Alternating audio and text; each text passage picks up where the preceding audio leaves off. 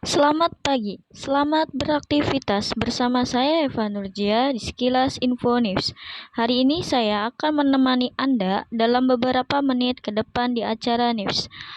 Permisa, pada Kamis tanggal 5 Oktober 2023, mahasiswa semester 5 dari jurusan Komunikasi Penyiaran Islam Winsul Maulana Hasanuddin Banten melakukan pertemuan ke-6 dalam mata kuliah Teknik Reportasi dan Investigasi Berita yang diampu oleh dosen Dr. Adi Kusuma SIKOM MSI. Pada pertemuan ke-6 ini, di jam pertama yaitu melakukan kegiatan diskusi ataupun presentasi pada kelompok 3 yang membahas mengenai jurnalisme investigasi. Memulai mengenai membahas apa itu jurnalisme investigasi, secara jurnalisme investigasi, tahap jurnalisme investigasi, perbedaan jurnalisme investigasi dengan jurnalisme lainnya, dan prinsip-prinsip jurnalisme investigasi.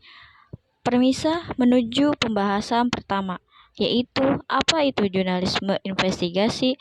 Jurnalisme investigasi merupakan bentuk jurnalisme mendalam, memerlukan riset yang mendetail untuk mengungkap fakta-fakta yang tersembunyi atau kontroversial. Teknik ini telah memainkan peran penting dalam mengungkap skandal korupsi dan kejahatan serius lainnya di dalam masyarakat. Lalu pembahasan yang kedua yaitu mengenai sejarah jurnalisme investigasi. Sejarah investigasi berawal dari sebelum berdirinya negara Amerika Serikat, yaitu tepat pada tahun 1690. Benjamin Harris investigasi berbagai kejadian di masyarakat dan melaporkannya dalam publik. Occurrence domestik, isi pelaporannya menentang kebijakan kolonial Inggris. Selanjutnya, sejak sejarah jurnalisme investigasi di Indonesia dibagi menjadi beberapa periode sesuai dengan perkembangan pada masa itu. Jurnalisme investigasi di Indonesia dibagi menjadi periode lama, Orde Baru, dan pasca Orde Baru hingga kini. Lalu pembahasan selanjutnya mengenai tahap-tahap jurnalisme.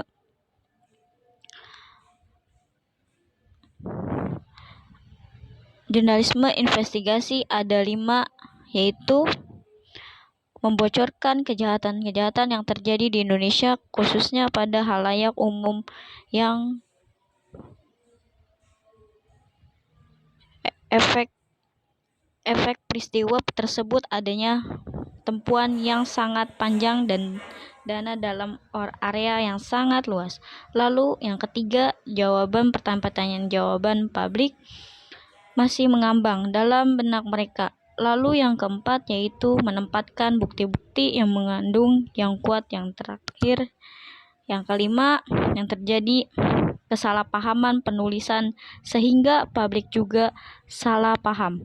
Pembahasan selanjutnya mengenai pembedaan jurnalisme investigasi dengan yang lainnya. Salah satu ciri khas jurnalisme investigasi dibandingkan bentuk jurnalisme lainnya merupakan kemampuan menyampaikan persoalan secara komprehensif serta menyampaikan isi yang relevansi dan mempengaruhi sangat kuat. Dengan masyarakat muncullah beberapa berita investigasi, bukan hadir begitu saja. Perjalanan panjang wartawan media berita investigasi di awal oleh beberapa fase dan pengaruh kuat dalam munculnya. Salah satunya adalah pengaruh politik.